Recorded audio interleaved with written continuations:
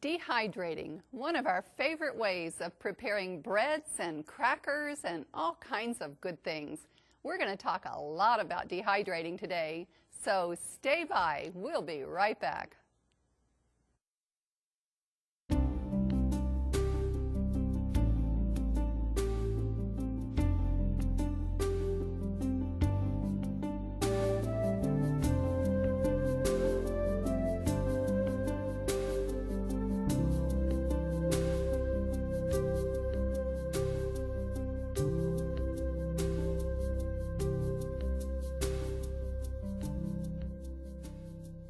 Hello and welcome back to Let's Cook.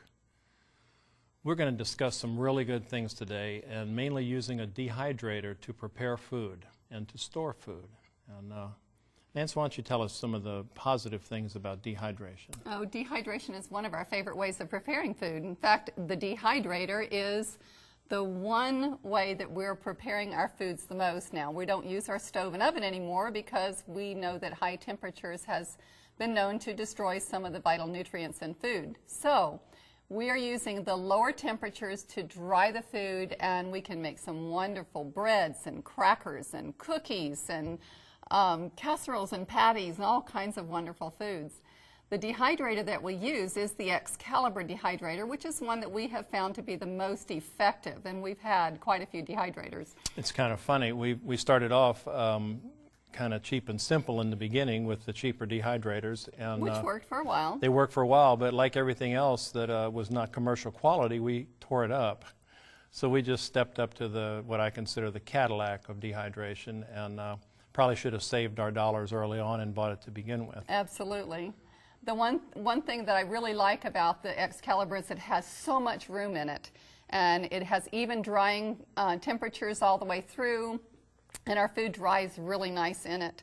So plus it has a temperature control knob on it, which I really like, because that way we can put our food in, we can set it on a certain time, go off, leave it, and it'll shut off when it's ready.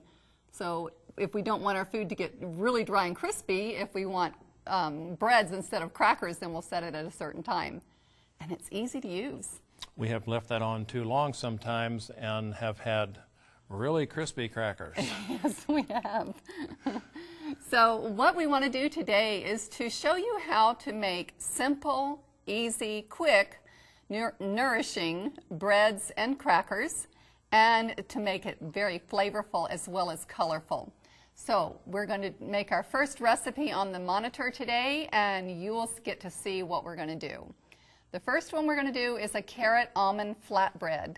We're going to use 2 cups of sprouted grains, 1 cup of shredded carrots or carrot pulp, 1/2 cup of sprouted almonds, 5 large soaked dates, 1/2 to 3/4 cups of water as needed, and 1/4 cup of raisins.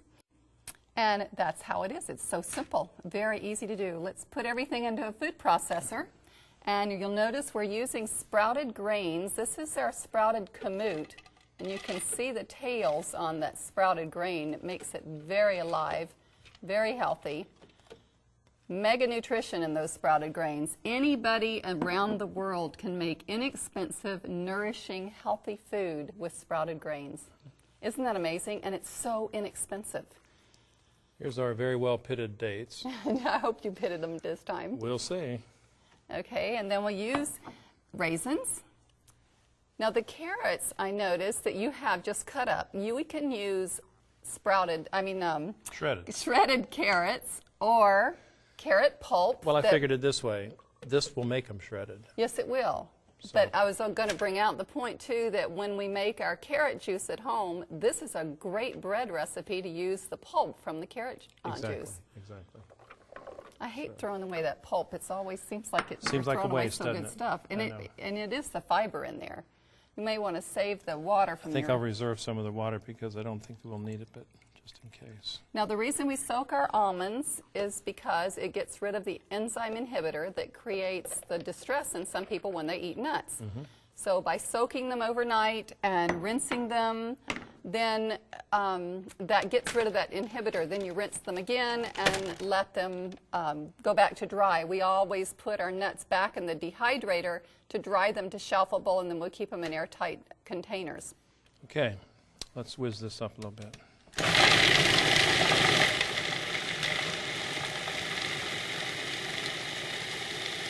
I can tell right now that it does need some more liquid. And it doesn't matter if you put too much liquid in, because guess what? It's going to dry. It's going to dry it back out.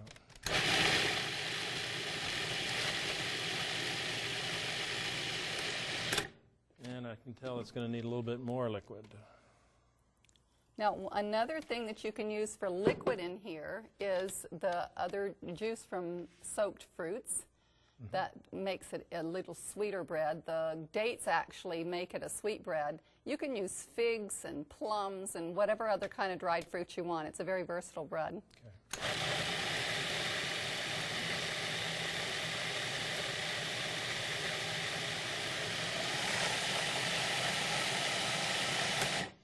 I'm not going to try to get this to be a real creamy consistency because this is a kind of a chunky bread. Okay. And normally at home we would have it processed more than that, but for lack of time we'll just go ahead and show you how we're going to bring it out onto the dehydrator tray. What I like to do is separate enough just for one tray, and that's probably enough. One recipe generally will make 2 trays, and I really like it when we use the pulp from the carrot juices that we make, because it gives it a much nicer texture. Let's put some more on here. Now I notice that when I do this, I don't cover the corners, and I've found that you go back in the dehydrator after me and make the corners square and straighten up the edges and all that. So that's why I know that you've been in there after me. Well, I So- like it to look like a nice know you square do. loaf of bread. But see, it all tastes the same. But pretty is nice too. Remember, food has to look pretty. That's true. So if you want thin bread, you would put it on here much thinner. If you want a nice thick or chewy bread, you make it about a ½ inch thick. So I like to make it, for this carrot almond flatbread, I'll make it about a ¼ inch thick. Okay, And then that will shrink when it dries, it right? definitely shrinks. Okay. So I'm going to put this into our Excalibur dehydrator and bring out the magical one that is already done. Now that changed colors quite a bit. Yes, it did. When it dehydrates, all the water comes out of it, and the fruit juice has turned it darker. So it's a concentrated bread and very, very tasty.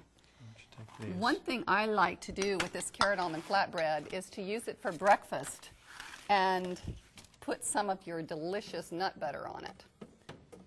Now this actually dried a little bit too hard for us. Okay, so you're going to have more like a cracker. More like a cracker, right. And what I'll do, We generally cut it into 9 pieces, making it big enough for crackers or for bread.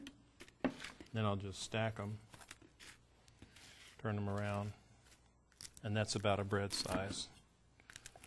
And that's about a bread size. Okay.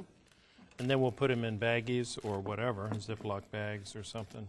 And then we always have bread to eat. Now it's good for several weeks. We've actually kept it for months at a time, but we feel that it's better to eat it fairly soon after it's dehydrated to keep the nutrients as viable as possible. John 6:35 tells us that Jesus is the bread of life, and that anyone that comes to him will in no wise be cast out, and we will not be thirsty either, because he is our bread of life. And so when we eat bread, I like to think about that Jesus is the bread of life that feeds me inside spiritually. Okay. We're going to do another bread recipe, and this one is really, really delicious. This is our pizza flax crackers.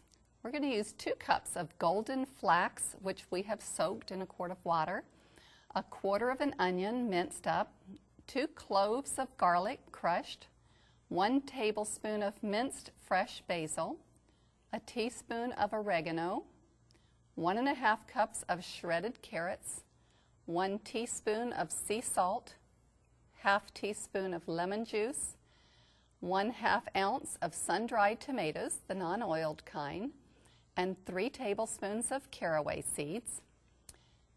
This is an incredible cracker. you notice we're not using any sprouted grains on this cracker. This is using just flaxseed. Flaxseed being very high in omega-3 acids, and this is very, very healthy for us. Helps to keep our cholesterol down and keep our blood running very smoothly. So what we're going to do today is just put everything in the food processor again. And this is one of your favorite ways of fixing food, isn't it? This is also one of my favorite crackers because it goes with our cheeses and about anything else that we make that's savory. And you can make the most incredible dips and sauces and coverings for breads. I just love the dips that you create.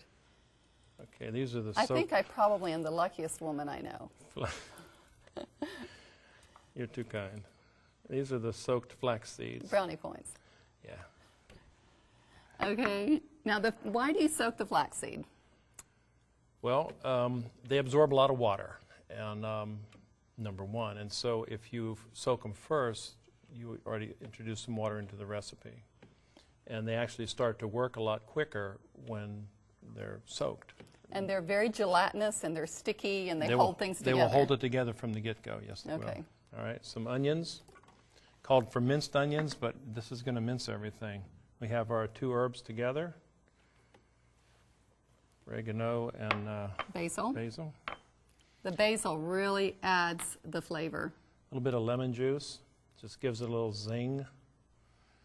And a little bit of sea salt. Going to reserve, always hold back some of the salt. You can add it later, it's very hard to overcome it. And garlic, we're going to take and crush this garlic, cut the tip off. And the skins just peel right off there when you do that. Right off. That is so cool. Separate it a little bit. And finally, the sun-dried tomatoes, which have been soaking. I think I'll just put them all in along with the liquid. And what really makes this cracker, what really makes the flavor is the caraway seed. Those caraway seeds give it such a distinctive flavor to it. Nothing like it in the culinary You can world. use all that. That's would be really good with all that in there. Really? Uh-huh. Okay, strong caraway. Yeah, I like it. Let's go ahead and see what we got.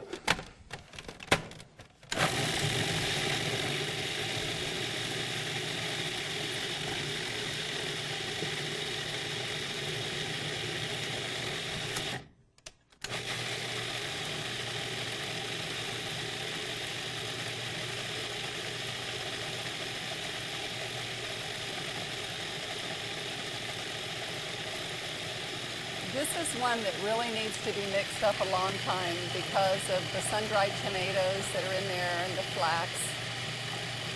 But once it's mixed up and onto the feet, it is really good. Why don't we just let it go like that? I think that looks good, actually. Normally we would mix it longer. It's going to be a chunky one. And we're going to put it onto our Teflex sheet, which keeps the cracker from going through. The Teflex sheet is a non-stick sheet that comes with the Excalibur, and it keeps things from sticking. It is not Teflon. It is a special food grade material that keeps the food from sticking. So you don't have to spray it. You just put the food on it, and it just goes on really nice. Look how sticky the flax makes it appear. It really does. And then this one you want to go really thin because this is going to be a cracker. You know, I can remember one of the first times I used this dehydrator, I didn't use the Teflex sheet. I know. And we didn't know about that. I'll tell you what, it was real difficult to pull that bread off of that mesh. In fact, it didn't come off very easily. So we learned pretty quickly. Now, this type of a flatbread, from what I understand, was first made by the Essenes back in the Bible days. Mm-hmm. They made a flatbread, but they didn't have an Excalibur dehydrator, did they? Really? They had only the hot rocks and the hot sun to put their breads on and dehydrate. Okay, so that's our flax cracker, and we're going to put it into the oven and let it dehydrate overnight. Actually, we have one in there that we made last night. And the one that is already dehydrated is, voila. Let's take those balls off.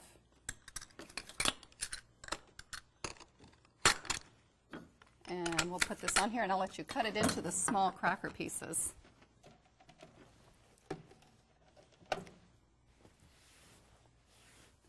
Everyone that has tried this flax cracker really loves it because it's so savory.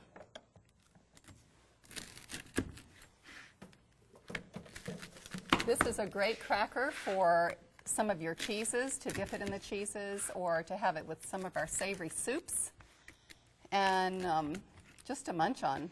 Actually, you know what I like to do with this cracker? Just to get a little fancy with it, we'll trim it up a little bit. Mm-hmm. And why go plain and ordinary, right? We'll cut some triangles.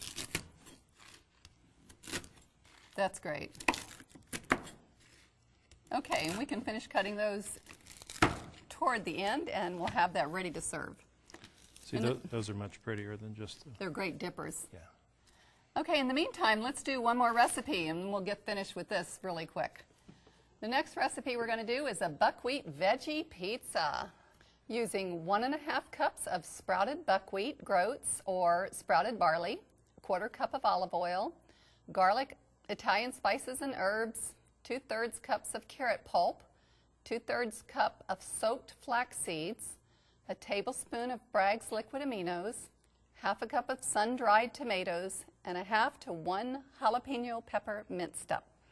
This is a favorite recipe of ours.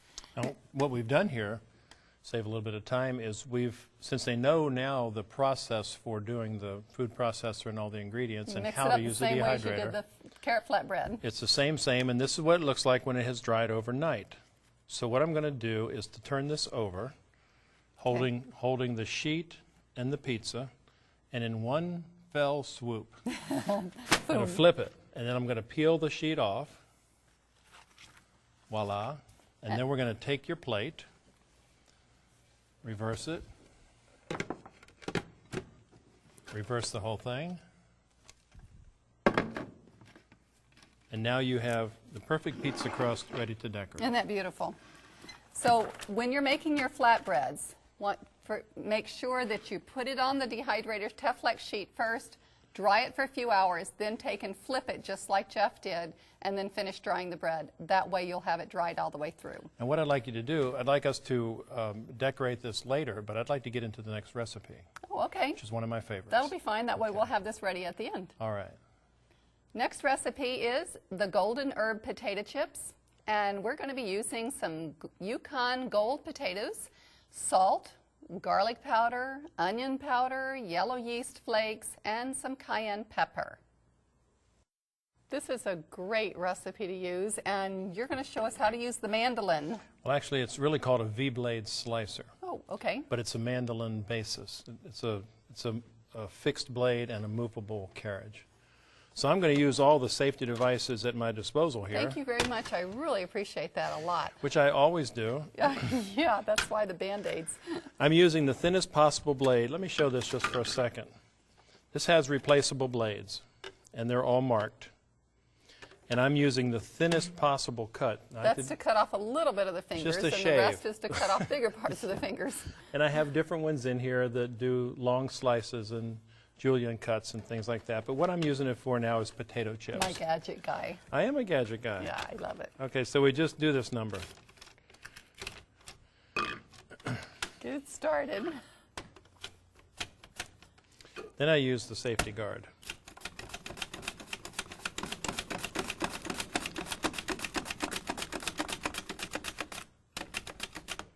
And that makes some wonderfully thin potato chips. Look how pretty those are. I'll stick them in the lemon juice so they won't discolor.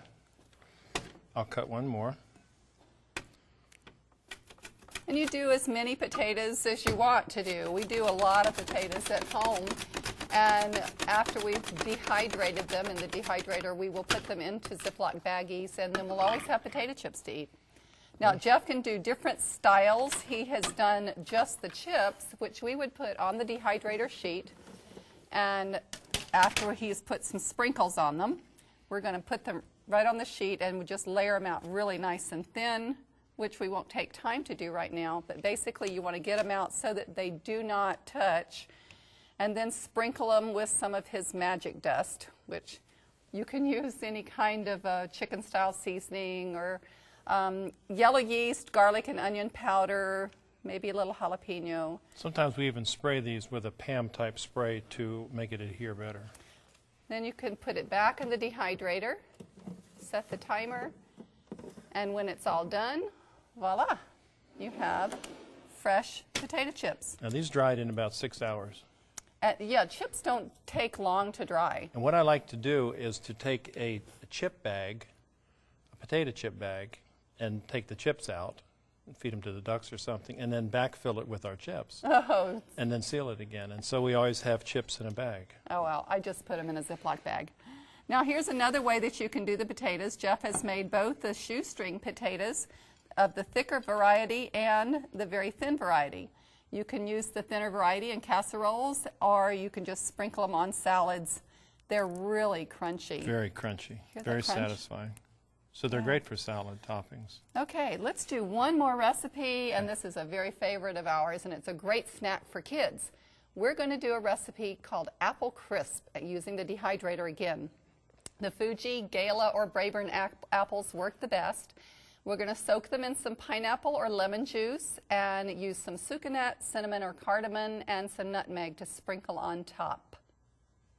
Then we can use a little bit of allspice and a pinch of salt too. Okay, we're going to take these apples and you're going to again use your V-blade slicer. And we like the Fuji. This is much too big for my safety device, but I will still use this here. So first you start it, get a couple of good ones going, you discard those.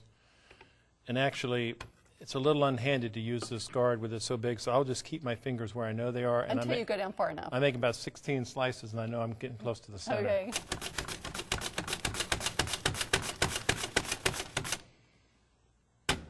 $17. 17 and a half, 18, 19, that's about good there. Then I turn it over, and I do the same thing.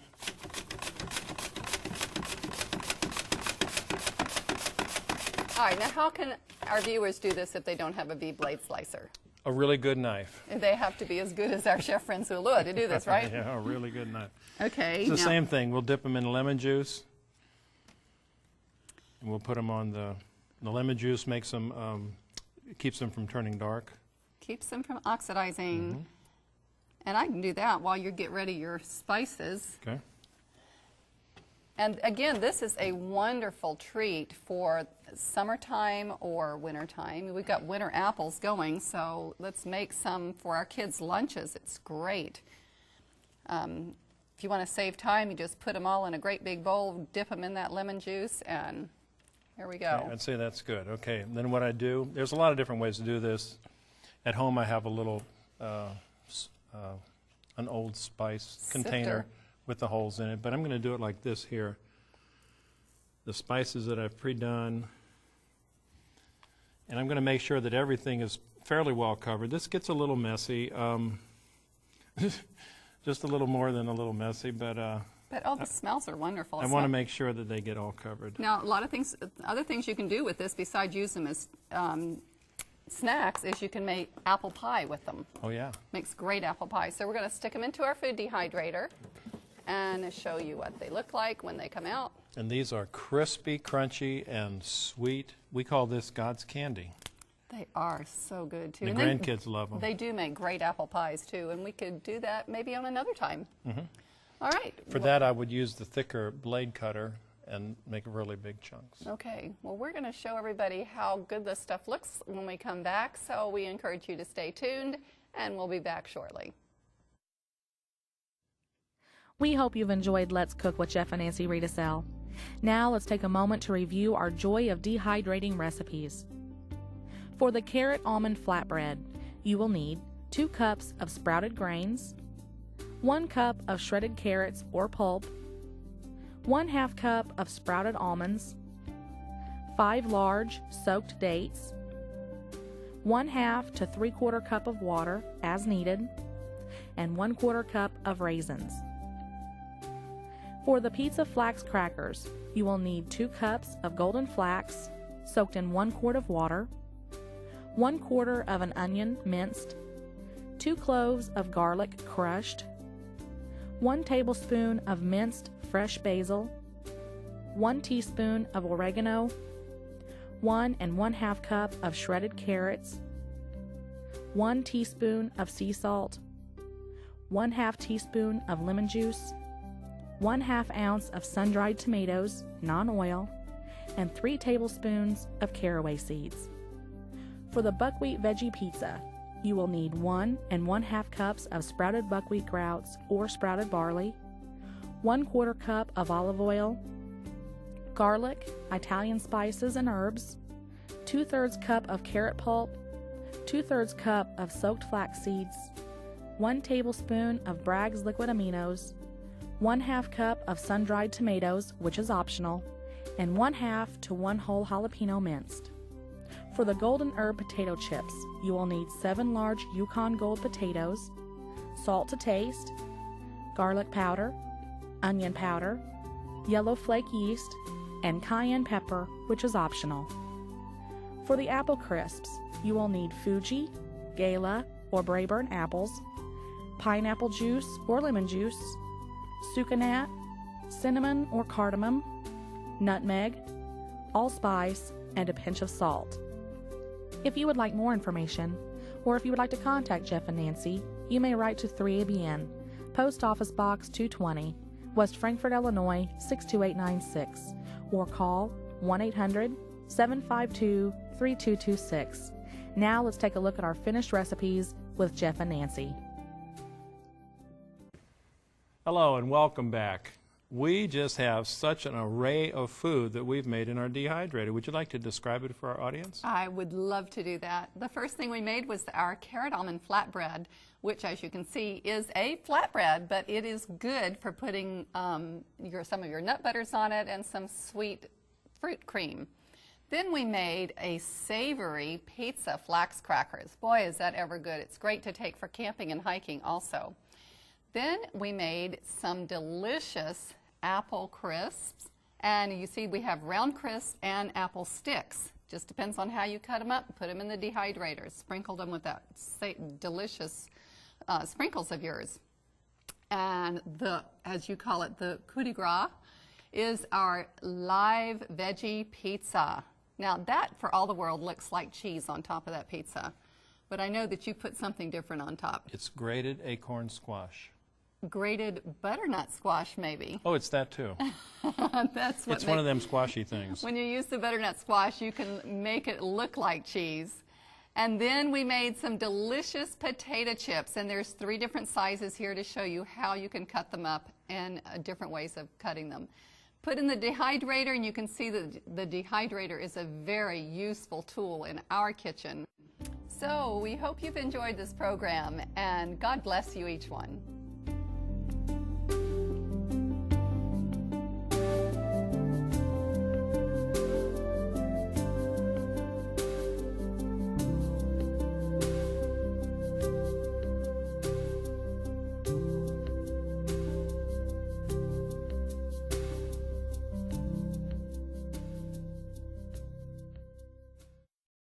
We started off kind of cheap and simple in the beginning with the cheaper dehydrators. And, which worked for a while. They worked for a while, but like everything else that was not commercial quality, we tore it up. So we just stepped up to what I consider the Cadillac of dehydration, and probably should have saved our dollars early on and bought it to begin with. Absolutely. The one thing that I really like about the Excalibur is it has so much room in it. And it has even drying temperatures all the way through, and our food dries really nice in it. So, plus it has a temperature control knob on it, which I really like, because that way we can put our food in, we can set it on a certain time, go off, leave it, and it'll shut off when it's ready. So if we don't want our food to get really dry and crispy, if we want 1/2 to 3/4 cups of water as needed, and 1/4 cup of raisins. And that's how it is. It's so simple, very easy to do. Let's put everything into a food processor. And you'll notice we're using sprouted grains. This is our sprouted kamut. And you can see the tails on that sprouted grain. It makes it very alive, very healthy. Mega nutrition in those sprouted grains. Anybody around the world can make inexpensive, nourishing, healthy food with sprouted grains. Isn't that amazing? And it's so inexpensive. Here's our very well pitted dates. I hope you pitted them this time. We'll see. Okay, and then we'll use raisins. Now things today, and mainly using a dehydrator to prepare food and to store food. And Nancy, why don't you tell us some of the positive things about dehydration? Oh, dehydration is one of our favorite ways of preparing food. In fact, the dehydrator is the one way that we're preparing our foods the most now. We don't use our stove and oven anymore because we know that high temperatures has been known to destroy some of the vital nutrients in food. So we are using the lower temperatures to dry the food, and we can make some wonderful breads and crackers and cookies and casseroles and patties and all kinds of wonderful foods. The dehydrator that we use is the Excalibur dehydrator, which is one that we have found to be the most effective, and we've had quite a few dehydrators. It's kind of fun. Breads instead of crackers, then we'll set it at a certain time. And it's easy to use. We have left that on too long sometimes and have had really crispy crackers. Yes, we have. So what we want to do today is to show you how to make simple, easy, quick, nourishing breads and crackers, and to make it very flavorful as well as colorful. So we're going to make our first recipe on the monitor today, and you will get to see what we're going to do. The first one we're going to do is a carrot almond flatbread. We're going to use 2 cups of sprouted grains, 1 cup of shredded carrots or carrot pulp, 1/2 cup of sprouted almonds, 5 large soaked dates. Dehydrating, one of our favorite ways of preparing breads and crackers and all kinds of good things. We're going to talk a lot about dehydrating today, so stay by. We'll be right back.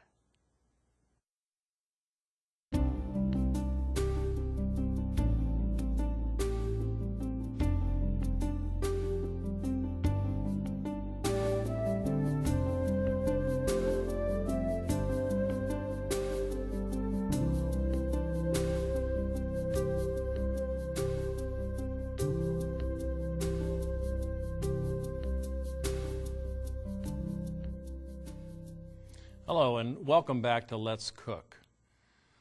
We're going to discuss some really good